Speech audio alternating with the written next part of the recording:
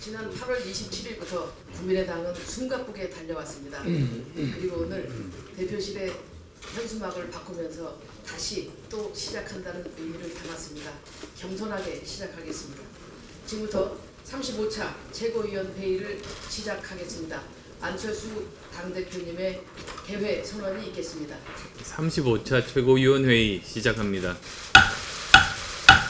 이어서 안철수 당대표님의 모두 발언이 있겠습니다. 먼저 오늘 새벽 3시 17분에 북한이 동해상으로 탄도미사일을 발사했습니다. 북한의 미사일 도발 강력하게 규탄합니다. 정부는 북한군의 추가 도발 가능성에 대해 만반의 대비 태세를 갖추기 바라며 국제 공조를 통해 강력한 조치 취해 주시기 바랍니다. 어제 폐지를 수거하는 어르신들을 만나 뵀습니다. 폐지 수집 노인들이 150만에서 200만에 이릅니다. 또한 노인 빈곤율이 50%에 달합니다. 두 분 중 한 분이 빈곤 상태에 놓여 계신 겁니다.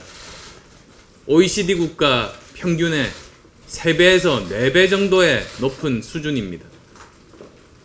정부는 노인 빈곤율을 줄이기 위해 소득 하위 70% 어르신들께 기초연금 25만 원을 지급하는 안을 제시하고 있습니다.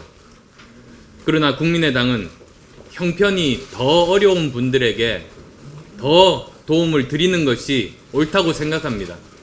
즉 소득 하위 50% 어르신들을 대상으로 기초연금을 30만 원으로 인상하는 것이 더 좋은 대안이라고 생각합니다.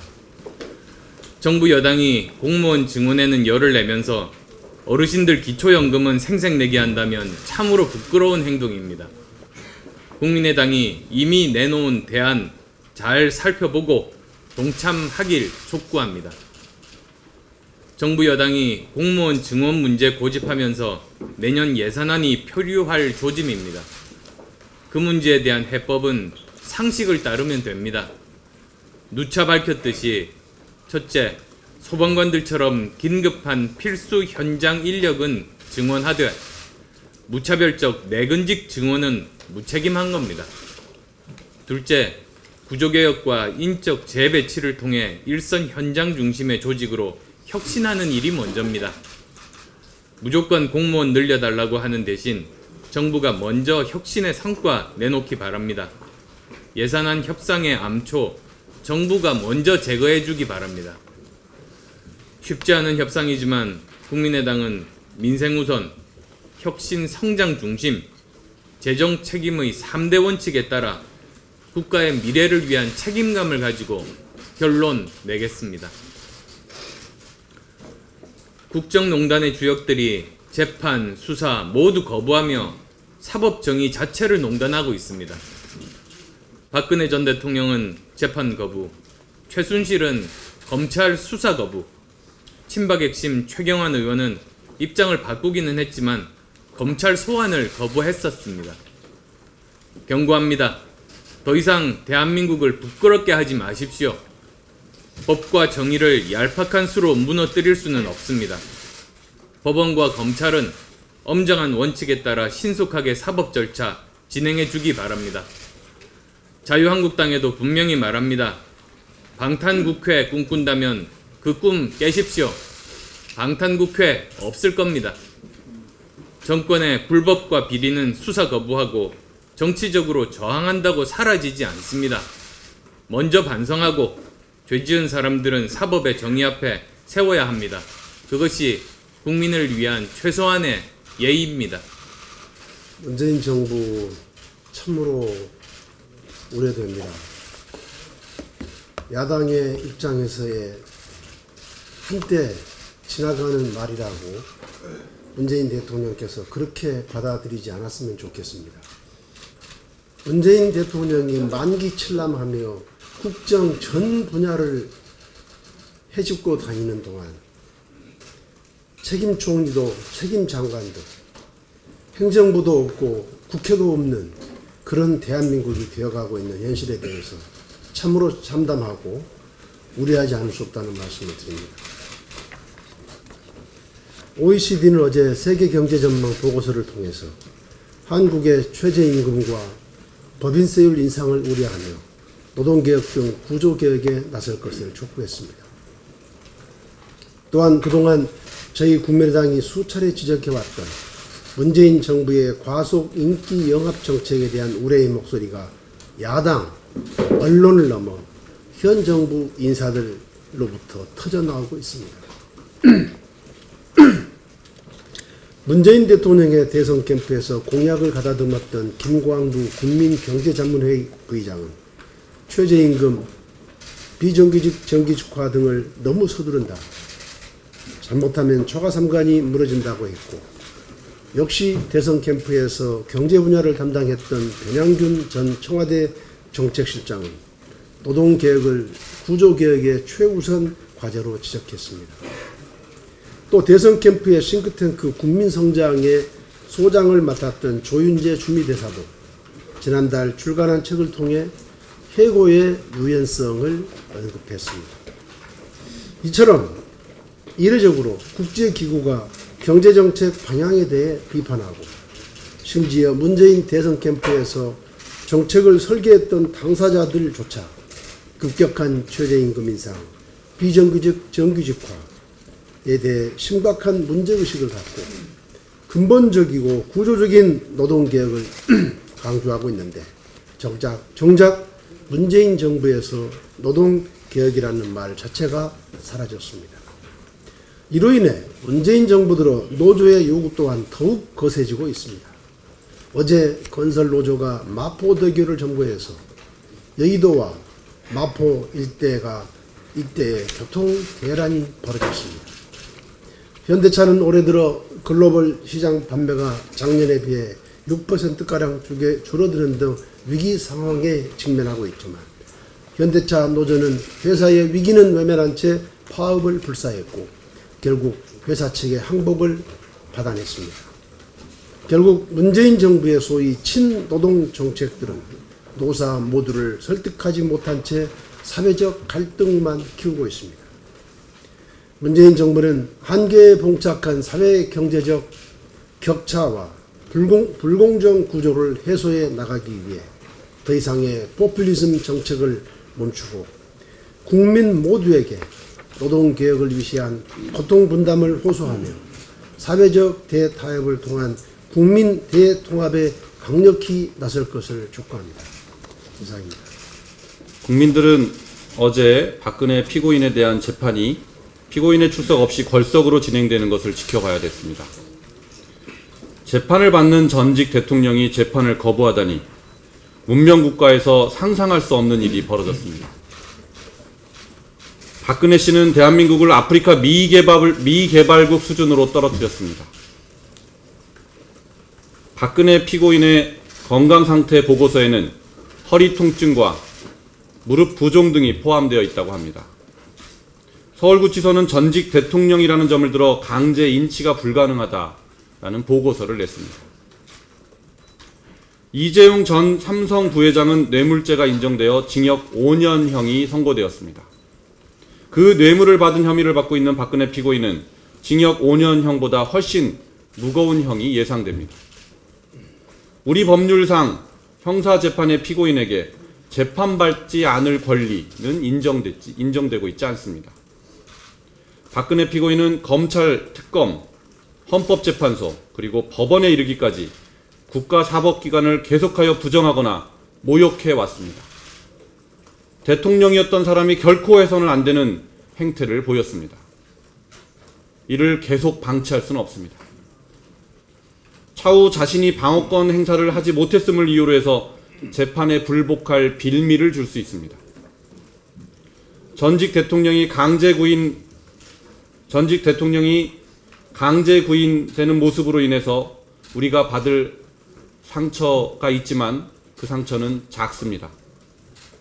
그러나 전직 대통령의 출석 없는 재판으로 인해 실추되는 대한민국의 국격은 큽니다. 다른 피고인들도 박근혜 따라하기로 공권력에 도전할 수도 있습니다. 당장 최순실 피고인이 박근혜 따라하기를 하고 있지 않습니까?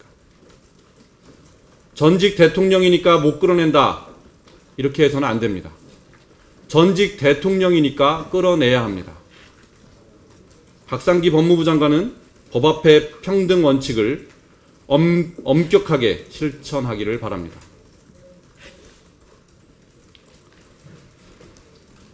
지난 최고위원회에서 우리 당 이태우 최고위원이 유승민 대표에게 자유한국당과의 통합 논의를 중단할 것을 요구했습니다. 유승민 대표가 자유한국당과의 통합을 하지 않겠다라고 화답해 왔습니다. 이제 우리 당 중진 의원들께 말씀드릴 차례입니다. 안철수 대표는 지난 의원총회 석상에서 자유한국당과의 통합 운운하는 것은 내 인격 모독이다, 이렇게 못을 박은 바 있습니다. 모든 의원들이 다 들으셨을 줄 압니다.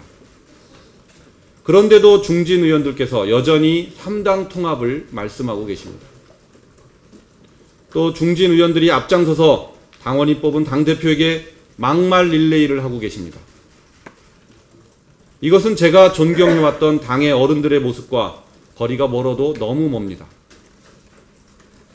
비호남의 지역위원장들은 지방선거 후보조차 구하지 못해서 발만 동동 구르고 있습니다. 필사적인 몸부림을 해야 한다고 절규하고 있습니다.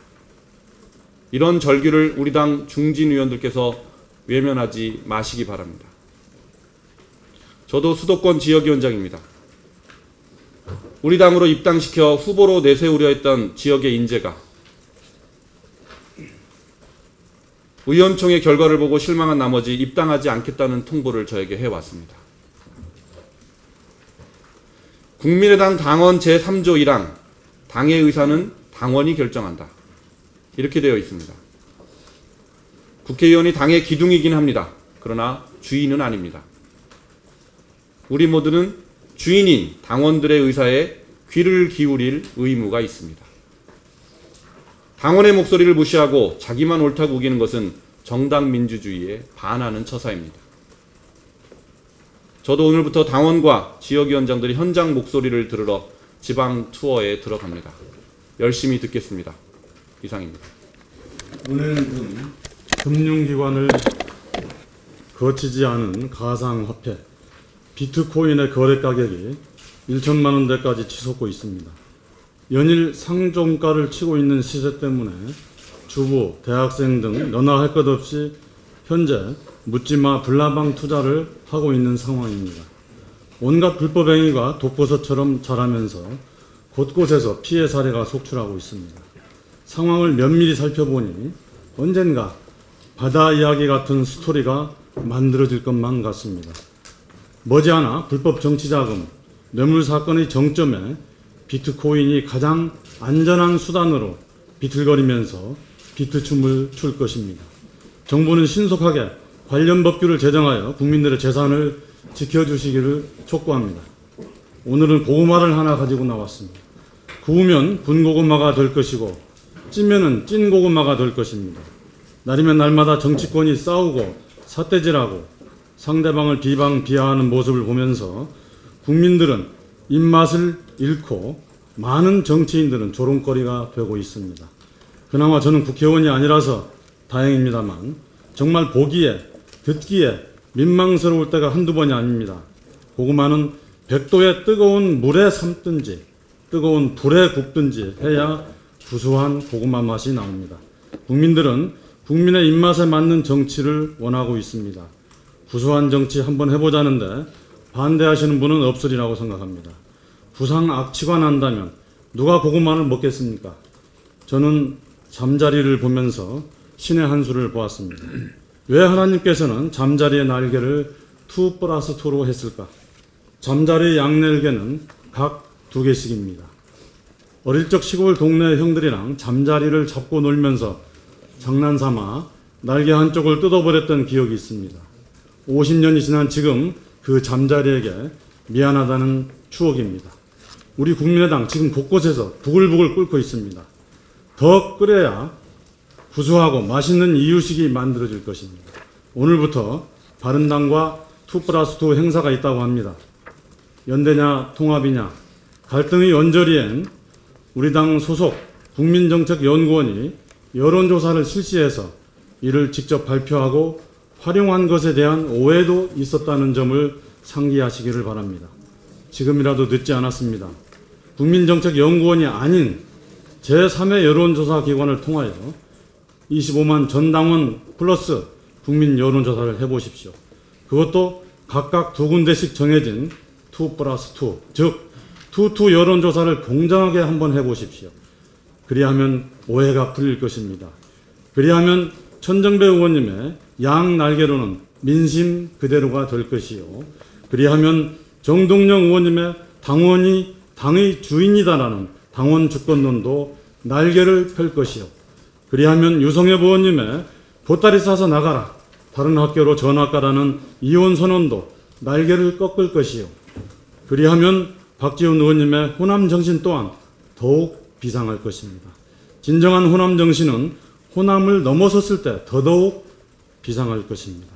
균형 있는 양날개의 비상을 진심으로 기대합니다. 이상입니다. 청와대 정무수석 비서관의 한병도 정무비서관이 승진 임명됐다는 소식, 우선 비판을 앞세우지 않아도 되어서 기쁘게 생각합니다. 국회와 가교 역할을 하는 자리에 역할이 가능한 인물이 기용됐다는 점에서 우선 기대감을 표시하고 싶습니다. 지금까지 청와대가 해왔던 야당과의 소통이 말만 앞세운, 실제 소통보다는 소통을 하고 있다는 홍보를 위한 그런 것이었다면 한병도 수석은 그러지 않으리라고 기대를 해봅니다. 개혁 추구 정권이 여소야대 상황에서 출범을 했다면 그것은 청와대 정무수석이 밤낮을 가리지 않고 일해야 마땅한데 그러하지 못했던 이유가 무엇인지를 생각하고 역할을 찾아주시길 바랍니다. 전직 의원이 비서관직을 맡아서 성실히 발로 뛰어서 열어둔 대화 행운을 적극 활용해서 교섭의 재량권이 제한된 여당 지도부의 정치력을 보완해 주기를 기대해 보겠습니다. 이상입니다. 이상으로 공개 회의를 마치고 비공개 회의로 전환하겠습니다. 언론인 여러분 감사합니다. 오늘도 멋진 하루 되십시오. 지금부터 회의를 안철수 당대표님의 진행으로 계속하겠습니다. 가셨네.